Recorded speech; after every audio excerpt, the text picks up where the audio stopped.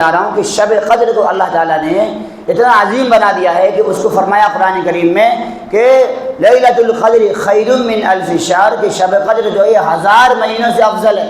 اچھا، اس میں یہ نہیں بیان کیا گیا کہ اس میں نماز 1000 مہینوں سے افضل ہے، اس میں صدقہ خیرات، بلکہ فرمایا یہ رات 1000 مہینوں سے افضل ہے، بہتر ہے، خیر ہے۔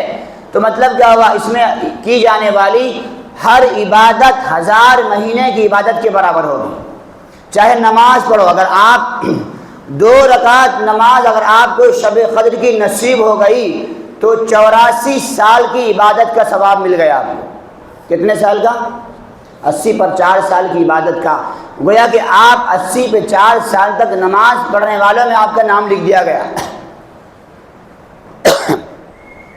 آپ کو اگر شب قدر کی رات میں صدقہ کرنے، خیرات کرنے کا موقع مل گیا تو یہ سمجھو کہ 84 سال تک آپ گویا صدقہ کرنے والے ہیں۔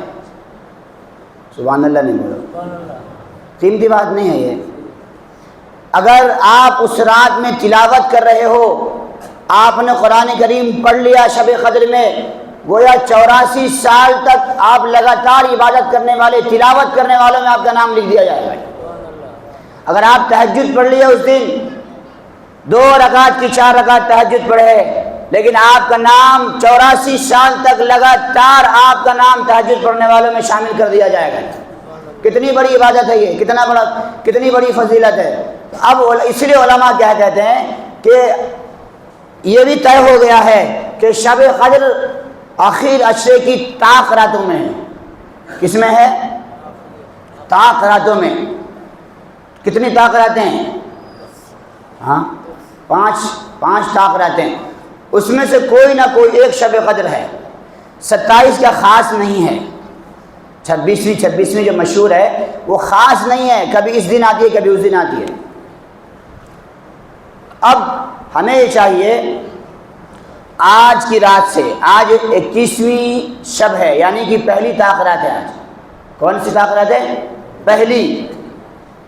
آج سے کوشش کرو، ہو سکتا ہے کہ شب قدر آج ہی ہو، ممکن ہے، کیونکہ حدیث میں بہت ساری روایت میں یہ بات موجود ہے کہ حضور کریم صلی اللہ علیہ وسلم نے شب قدر کو جب تلاش کرے نکلے تو آپ نے اس کو 21ویں رات میں پایا۔ آج کی رات کو گنوانا نہیں۔ کیا کرنا ہے؟